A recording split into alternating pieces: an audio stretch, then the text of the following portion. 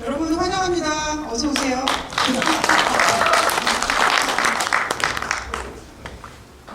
오늘 하루 정말 힘드셨죠? 아니요. 그렇죠. 네, 재밌어도 힘듭니다. 맞습니다. 여러분 이 시간까지 기다려주셔서 너무 감사하고요. 저에게 주어진 30분이 다른 사람에게서는 들을 수 없는 그런 좋은 내용, 그런 뭔가 가슴이 좀 따뜻해지는 그런 이야기가 됐으면 좋겠습니다. 제가 이렇게 말을 하는 이유는 배려입니다. 배려. 다른 분들 쉬고 계시는데 들어오실 때까지 잠깐 저는 시간을 끌고 있습니다. 그것도 굉장히 중요한 거라고 생각합니다. 저는. 왜냐하면 제가 누구인지 잘 모르고 제 뒷얘기를 들으면 잘 와닿지 않을 수가 있어서 제 소개는 잠깐 할 필요가 있습니다. 왜냐하면 저는 학교에서 공부한 것보다 세상에서 공부를 한 시간이 더 많습니다. 그래서 제 얘기는 제가 세상을 뛰면서 배운 이야기를 여러분들께 하고 싶습니다. 저는 현재 EMC 글로벌의 대표이고요. 그리고 작가입니다. 제 소개를 잠깐 하겠습니다.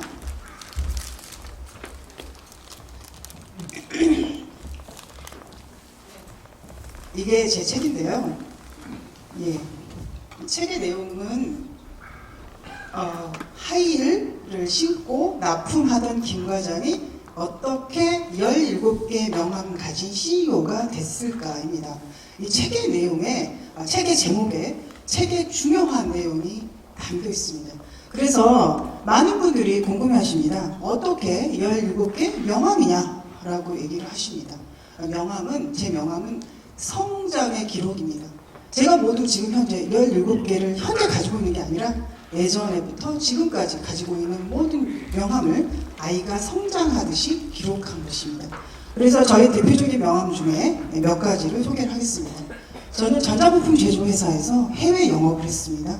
물론 국내 영업을 하면서 하이힐을 신고 납품해서 해외 영업 사원이 돼서 글로벌 마케터가 됐습니다. 그래서 해외 영업을 했고요. 그리고 무역회사에서 수입 바이어를 했고요. 그리고 EMC 글로벌의 대표가 돼서 현재 수출 컨설턴트입니다. 그리고 경기도 수출 자문위원이고요. 그리고 경기도에서 하는 여러 가지 글로벌 사업들의 컨설턴트로서 굉장히 많은 사업을 참여를 했고요. 그리고 그 경험을 바탕으로 저는 무역 실무 강의를 많이 하고 있습니다. 이게 또 다른 저의 17개 명함들 중에 몇 가지 있는데요.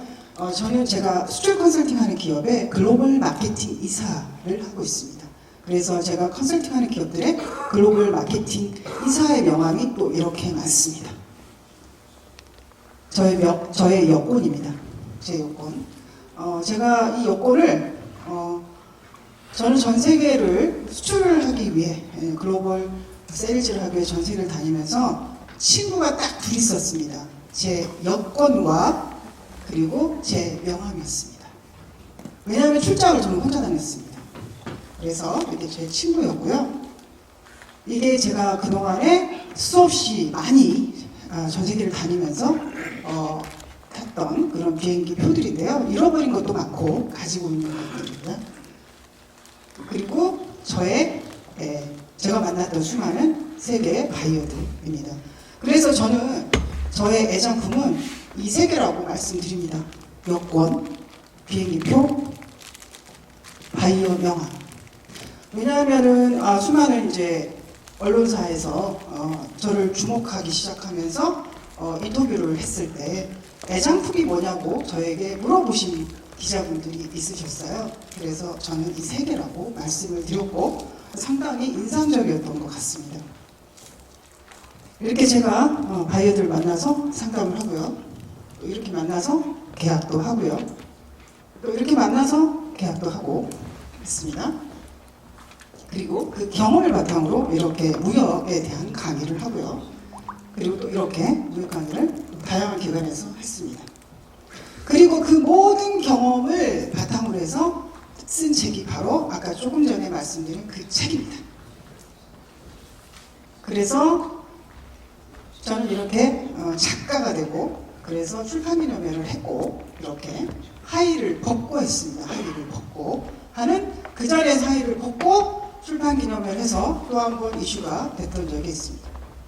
그리고 또 어떤 작가로서 책을 소개하는 그런 코너에서 또 제가 라디오 방송을 하기도 하고, 경인방송에서도 물론 제가 이제 책 소개를 하는 그런 코너에 출연한 적이 있고요. 자, 그래서 저는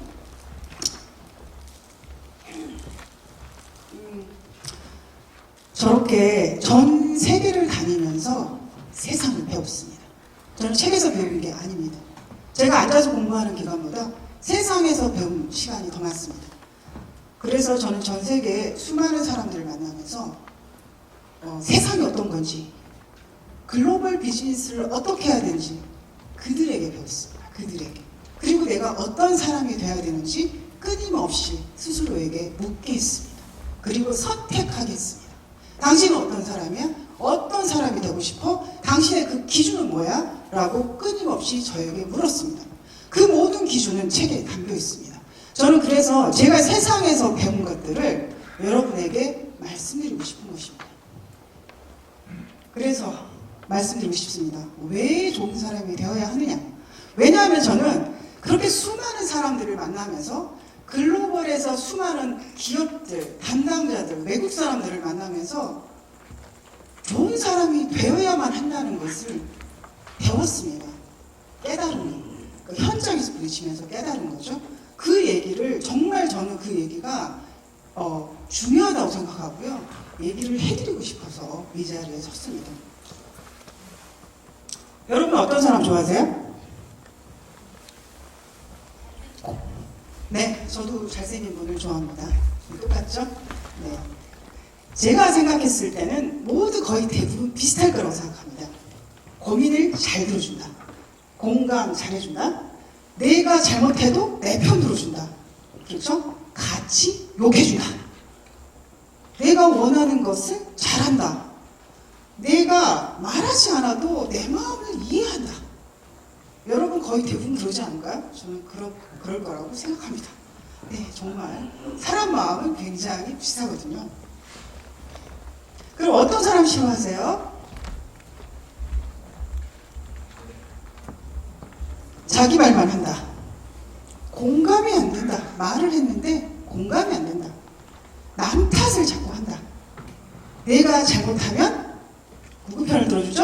남 편을 들어준다. 그래, 그거 네가 잘못했어. 이렇게 말한다. 그래서 더 화나게 만든다.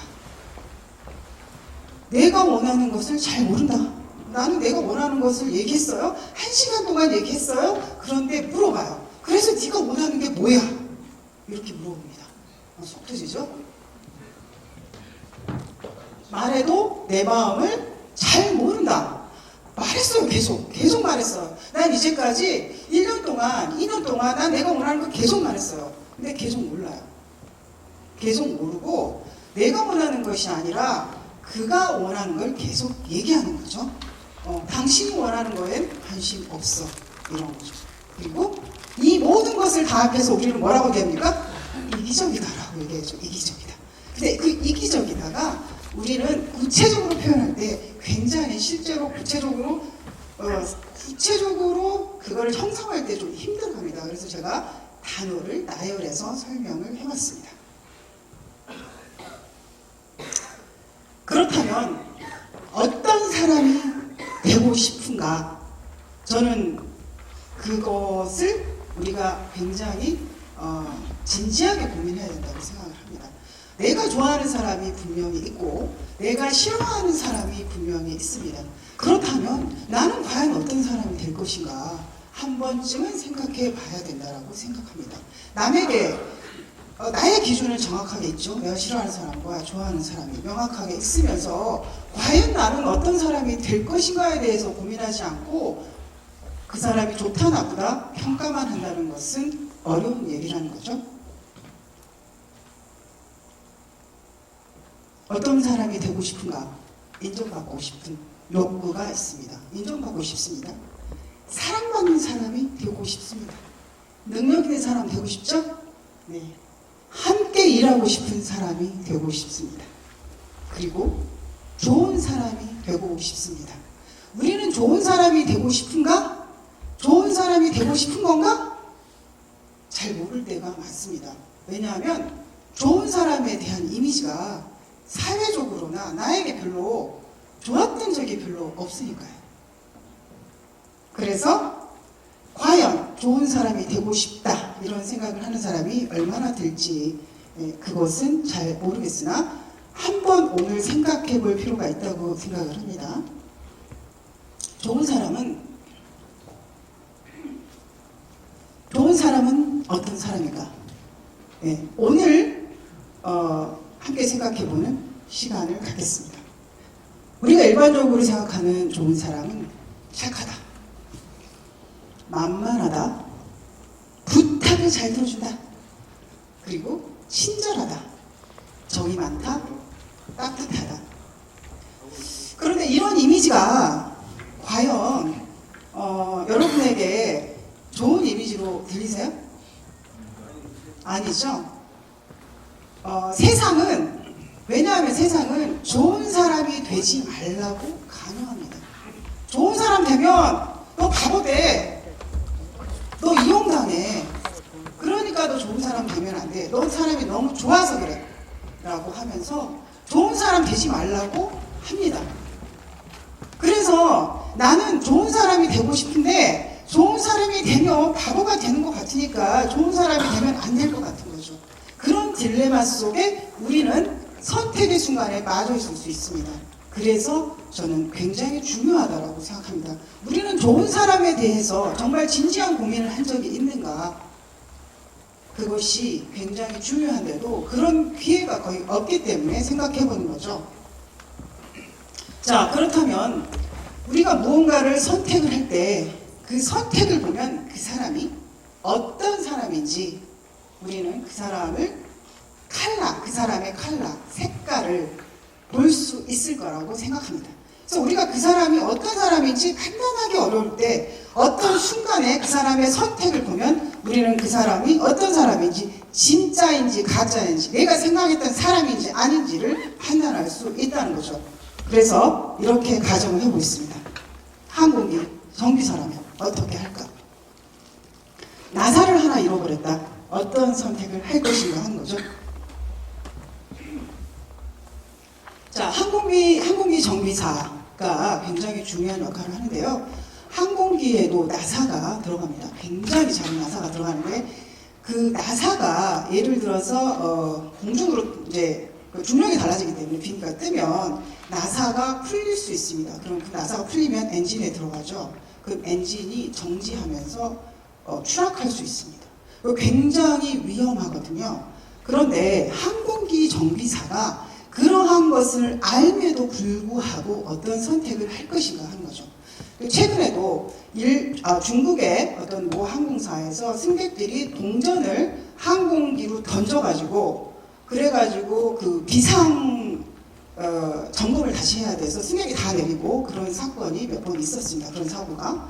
그게 이제 탑승객이 동전을 던진 이유가 뭐였냐, 항공기 비행기 쪽으로 동전을 던진 이유가 뭐였냐면 자신의 안전한 여행을 기원하기 위해서였답니다. 그렇다면 자기의 안전을 기원하기 위해서 다른 사람의 안전을 위험에 빠뜨린 거죠. 그래서 동전을 던져서 그 동전이 비행기 엔진 안에 들어갈 수 있기 때문에 그것 때문에 전부 비행기를 뜨는 것을 중단을 시킨 거죠. 그래서 점검을 하고 그런 사건이 몇 번 있었다고 합니다. 자, 그렇다면 항공기 정비사가 그 작은 나사 하나를 위해서 어떤 선택을 할까요? 보고한다. 잃어버렸는데 보고한다. 그 작은 거 보이지 않잖아요. 나사 하나 잃어버려도 보고하지 않는다. 보고하고 나사를 찾는다. 날이 새더라도 끝까지 찾는다. 왜냐하면 그 나사 하나가 수백 명의 목숨을 좌우할 수 있으니까. 그렇죠? 네, 생각해보는 겁니다. 영업사원이라면 제품 불량으로 심각한 고객 클레임이 있다. 어떤 선택을 할 것인가 하는 거죠. 상황을 보고만 한다. 상황을 보고하고 스스로 해결하기 위해서 노력한다. 자, 어떤 선택을 할 것이냐 하는 거죠. 고객이 우리 제품을 사용을 했는데, 예를 들어 화장품을 사용했는데, 그 화장품을 사용했는데 아이가 피부가 뒤집어져요. 그래서 피부에 심각한 어떤 문제가 생겼어요. 그래서 그런 클레임이 막 들어오고 있어요. 고객 클레임이 들어오고 있는데, 고객은 고통받고 있는 거죠. 조치를 해달라고. 그런데 담당자인 내가, 그 화장품을 팔았던 내가 그거를 회사의 상사한테 보고만 하는 거죠. 이렇게 화장품이 문제가 생겨서 클레임이 들어왔어요. 고객들이 항의를 합니다. 그러고 가만히 있는 거죠. 그러면 고객은 고통을 받는데 나는 가만히 있기 때문에 나는 힘들지 않을 수 있는 거죠. 가만히 있으면 되니까. 그런데 어떻게 되죠? 회사는 뒤집어지죠. 회사는. 누군가는 그 문제를 해결해야 되잖아요. 누군가는 해결해야 되는데 정작 담당자인 나는 가만히 있고 상사와 회사의 사장이 죽는 거죠. 자, 어떤 선택을 할 것이냐 하는 거죠. 고객센터의 담당자라면, 자, 고객센터 담당자라면 어떻게 할 것이냐. 고객이 서비스 불만이 있다. 어떤 선택을 할 것이냐 하는 거죠. 매뉴얼대로 대답한다. 매뉴얼대로 대답을 하고 고객의 불만을 경청하고 공감한다. 둘 중에 어떤 선택을 할 것이냐 하는 거죠. 매뉴얼대로 대답한다. 저희는 우리는 살면서 끊임없이 여러 가지 서비스를 경험을 합니다. 이용을 합니다. 그러면서 불만이 있을 수 있어요. 그러면 콜센터, 고객센터에 전화하게 돼 있죠. 네, 전화를 했습니다.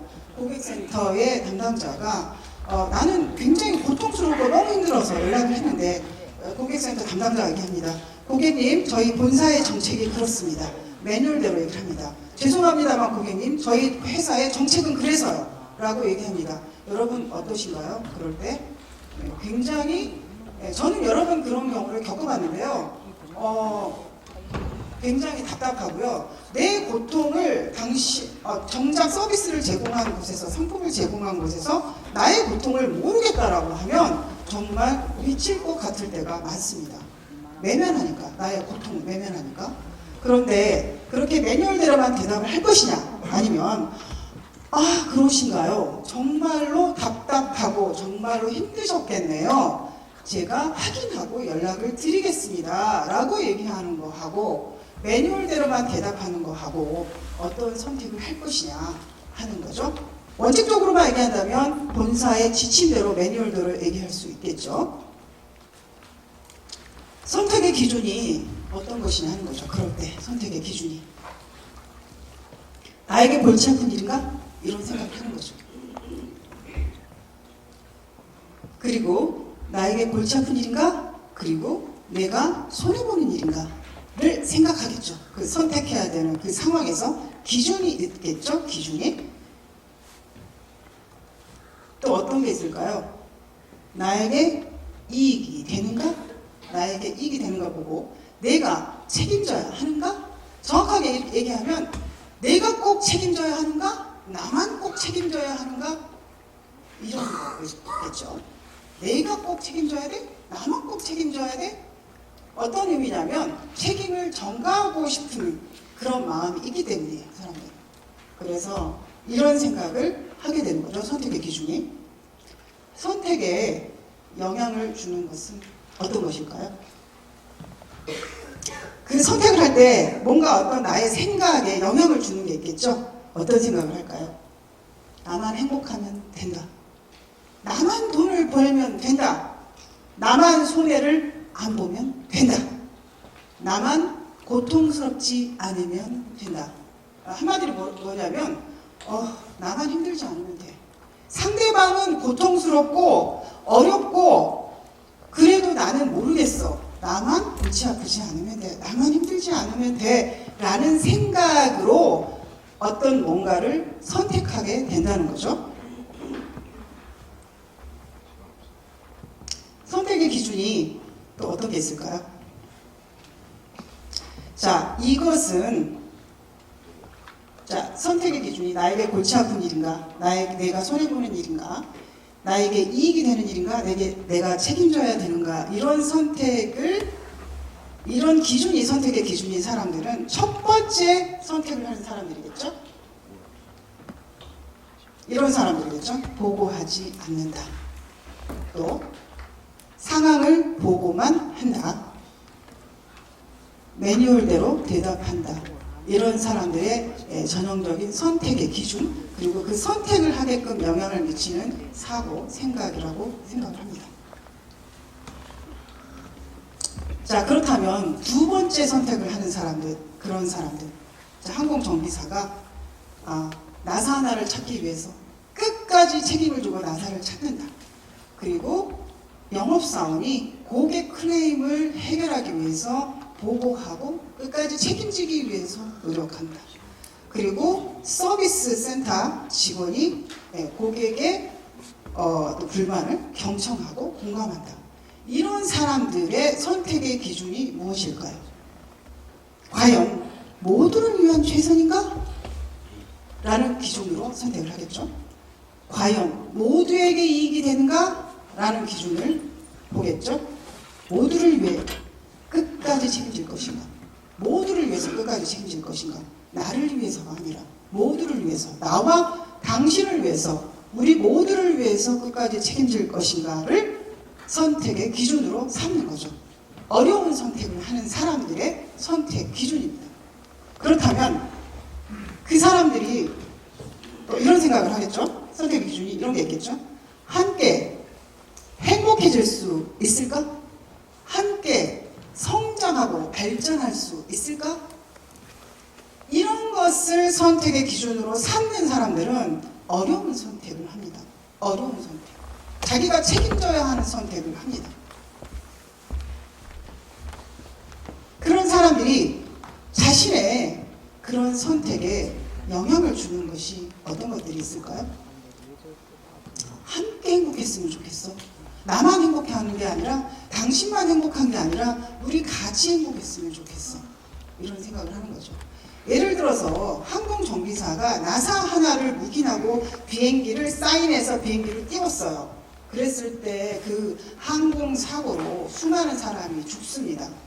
그렇다면 그 아까운 소중한 그 생명을 잃을 뿐만 아니라 그 사람들의 가족이 얼마나 가슴이 아플까, 고통스러울까를 생각한다면, 그것을 생각한다면 과연 묵인할 수 있을까요? 그건 그렇지 않을 거라고 생각합니다. 끝까지 그 하나, 보이지 않는 그 하나도 끝까지 찾을 거라고 생각합니다. 왜냐하면 내가 잠깐 나사 하나 잃어버린 거 묵인하면 나는 잠깐 편하지만 다른 사람의 고통을 받으면 결국 나도 고통을 받는 게 사람의 마음이거든요. 그렇기 때문에 함께 행복할 수 있는가 하는가가 굉장히 중요한 것입니다. 그리고 함께 성장할 수 있는가.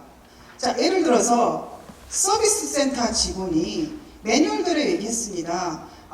우리 본사의 정책은 안 됩니다. 라고 얘기를 했어요. 그렇다면 고객은 어떤 선택을 할까요? 그렇게 되면 내가 이래서 힘들다라고 계속 얘기했는데 고객의 어려움을 이해하지 않으면 고객은 어떻게 합니까? 그 회사를 떠납니다. 그렇게 되면 어떻게 되죠? 매출이 떨어집니다. 그러면 서비스 센터 그 직원의 자리도 없어집니다. 그러면 결국은 타인의 어려움을 공감하지 않고 그 어려움을 해결하지 않으려고 했던 그런 마음 때문에 결국은 자기가 자기 자리를 잃어버리고 발전할 수 없는 겁니다. 그래서 결국은 고객의 어려움을, 고통을 공감해주고 해결하기 위해서 노력하는 게 결국 내 자리를 보존하는 거라는 거죠. 그렇지만 보통 그런 생각을 하지 못하는 거거든요. 결과적으로는 그러한 영향이 있는 겁니다. 그리고 누군가 고통받지 않으면 좋겠다. 나 말고 다른 사람도, 그 누군가도 고통받지 않으면 좋겠다라는 그 마음이 그 자리에서 그 사람이 최선을 다하게 만드는 거거든요. 나만 괜찮으면 된다, 나만 힘들지 않으면 된다 라는 그 마음이 우리가 항상 그런 마음을 가지고 있을 때 어떤 모든 순간에서 선택의 기준은 그런 마음을 가지고 있을 때 결과는 거의 처음에 말씀드렸던 것처럼 책임을 회피하는 그런 마음, 그런 방향으로, 그다음 어려움을 회피하는 그런 방향으로 가게 되는 거죠. 좋은 사람은 어떤 사람인가? 저는 이렇게 정의를 하고 싶습니다. 좋은 사람에 대해서. 좋은 사람은 타인의 어려움을 경청한다. 그리고 타인의 고통을 공감한다. 자신의 책임을 수용한다. 저는 이런 사람이 좋은 사람이라고 생각합니다. 우리가 소위 말하는 너무나 착한 사람, 너무나 만만한 사람, 너무나 부탁을 잘 들어주는 사람, 그런 사람이 좋은 사람이 아니라 정말 다른 사람이 어려움을 잘 들어주는 사람, 그 사람의 고통을 공감해주는 사람, 그리고 그들이 더 이상 고통받지 않고 어려움을 해결할 수 있도록 내가 나의 책임을 수용하는 사람, 기꺼이 수용하는 사람, 타인에게 나의 책임을 전가하지 않는 사람, 그런 사람이 좋은 사람이라고 생각을 합니다. 좋은 사람은 끝까지 최선을 다합니다. 처음과 끝이 똑같습니다. 자, 여러분들 지금까지 여러분들 사회생활 해오셨잖아요. 굉장히 많은 사회생활 해오셨잖아요. 굉장히 많은 사람들을 만나셨잖아요. 그랬을 때 여러분이 실망하는 경우는 거의 대부분 비슷할 겁니다. 처음에 계약할 때는 잘하고, 계약하고 돈 받고 나면 사람이 달라지고, 그렇죠? 일 시작할 때는 좋고 일 끝나고 나면 달라지고 그런 거죠. 처음에 일을 시작할 때는 책임을 질 것처럼 하는데 일이 끝나고 나면 나는 모르겠다. 그 결과에 대해서 고객이 만족하지 못해도 나는 모르겠다. 내가 돈 받은 만큼 했다. 이렇게. 그랬을 때 과연 처음과 끝이 다를 때 여러분은 어떤 생각이 드세요? 끝까지 최선을 다 했다는 생각이 드시나요? 좋은 사람은 타인의 어려움을 해결하기 위해 함께 노력하는 사람이라고 생각합니다. 다른 사람의 어려움을 함께 해결하기 위해서 노력하는 사람. 다른 사람이 어려운데 외면하는 사람보다 그 사람의 어려움을 해결하기 위해서 함께 노력하는 사람. 그리고 나 말고 당신 말고 우리 모두가 행복해지기 위해서 최선을 다하는 사람, 그런 방법을 찾는 사람, 저는 그런 사람이 좋은 사람이라고 생각합니다. 왜 좋은 사람이 되어야 할까요? 그렇다면 저는 이 얘기를 하기 위해서 좋은 사람에 대한 정의를 해봤습니다. 좋은 사람에 대한 정의. 왜냐하면 제가 대학교를 졸업하고 근 20년 넘게 세상에서 몸으로 부딪히면서 깨달은 겁니다. 한국뿐만 아니라 전 세계 비행기를 타고 다니면서 다양한 국가의 사람들을 만나보면서 우리나라보다 잘 사는 사람, 못 사는 사람들을 만나보면서 내가 그들과 비즈니스를 해야 할 때 내가 어떤 선택을 해야 했고, 그럴 때 내가 이런 선택을 했을 때 내가 실패했고, 이런 선택을 했을 때 내가 성공했고, 그렇기 때문에 나는 어떤 사람이 되어야 하는가를 스스로에게 항상 물었고, 그 기준이 무엇이어야 되는지, 그 기준이 무엇이어야 되는지에 대해서 항상 스스로에게 묻고 선택해야 했기 때문에 저는 이런 얘기를 말씀을 드리는 겁니다. 왜 좋은 사람이 되어야 할까요? 왜 좋은 사람이 되어야 하냐면 함께 있고 싶으니까요. 좋은 사람이면 함께 있고 싶으니까요. 네, 어떤 경우에는 그 사람이 저기서 오는데 이렇게 피하는 경우 있죠. 네, 함께 있고 싶지 않으니까. 그 사람하고 있으면 막 속 터지고 화가 막 나고 기분이 막 짜증이 나고 그럴 수 있으니까 저기서 멀리서 오면 고개를 돌리죠. 못 본 척하고. 네. 그리고 다시 일하고 싶은 사람. 한 번 일했는데 그 사람하고 너무 일을 했는데 만족해요. 내가 그 사람한테 이렇게 다 얘기를 했는데 그 사람이 그러냐고 이렇게 하면서 정말 그게 힘드셨겠어요. 제가 그거를 해결하기 위해서 노력을 해보고 최선을 다해볼게요. 그래서 우리 함께 그 문제를 해결해봐요. 이렇게 말해주는 사람. 그러면서 정말 최선을 다하는 사람. 돈만큼 일하지 않고 돈보다 더하면서 나에게 감동을 주는 사람. 그런 사람. 다시 함께 일하고 싶잖아요. 그렇죠?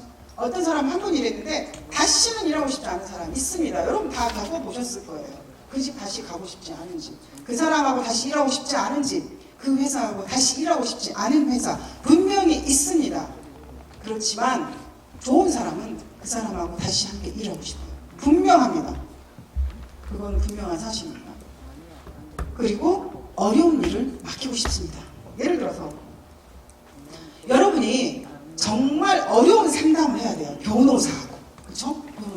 변호사하고 만약에 상담을 하면 여러분들 어떤 얘기를 해야 돼요? 여러분의 가장 바닥을 얘기해야 돼요. 가장 어려운 얘기, 가장 말하고 싶지 않은 얘기, 가장 개인적인 얘기를 해야 됩니다.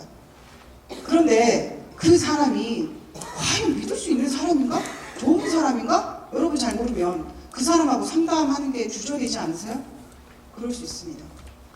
왜냐하면 변호사하고 예를 들어서 얘기를 한다, 뭔가를 상담을 한다면 거의 대부분 좋은 일은 없습니다. 굉장히 힘든 일들이에요.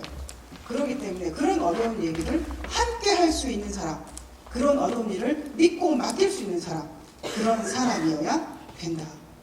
좋은 사람이어야 그런 사람이 된다는 거죠. 그런 사람을 만나면, 좋은 사람 만나면 어떻습니까, 여러분? 위로를 받습니다. 정말 내가 오늘 힘들어서 누군가를 만났는데 그 사람을 만나고 나니까 정말 위로를 받아요. 그래서 어떻게 됩니까? 용기를 얻습니다. 용기를. 그 사람 만나서 용기 얻습니다. 위로를 받고 용기를 얻습니다. 그리고 결론적으로 모든 것을 다 종합했을 때 우리 뭐라고 말할 수 있습니까? 믿을 수 있다라고 얘기합니다. 그 사람은 믿을 수 있어.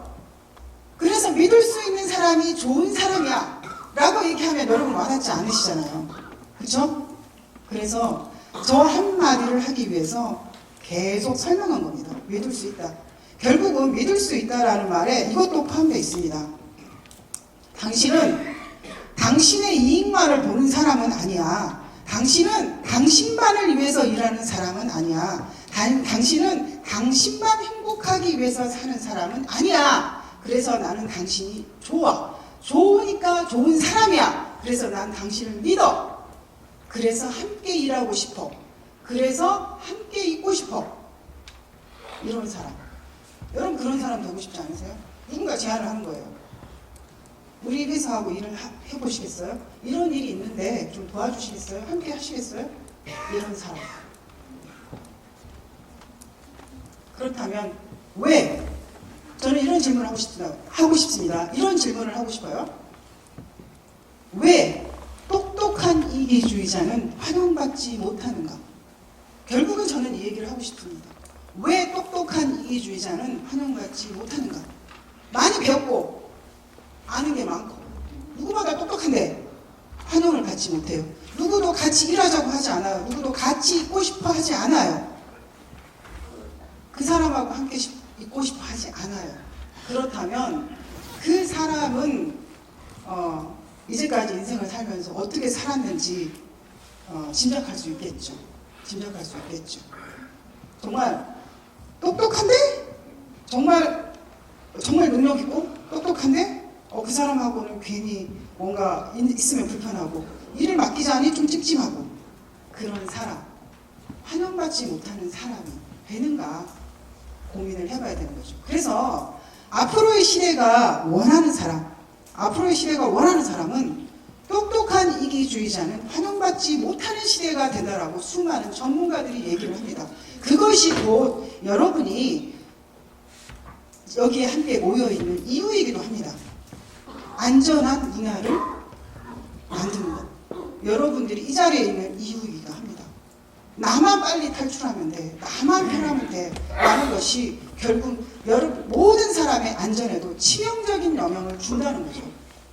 그래서 저는 좋은 사람이 결국 그런 사람이 자신의 책임을 끝까지 수용하는 사람이 다른 사람의 어려움을 해결하기 위해서 함께 노력하는 사람이 안전한 사회를 문화를 만들 수 있는 사람이라고도 생각을 합니다.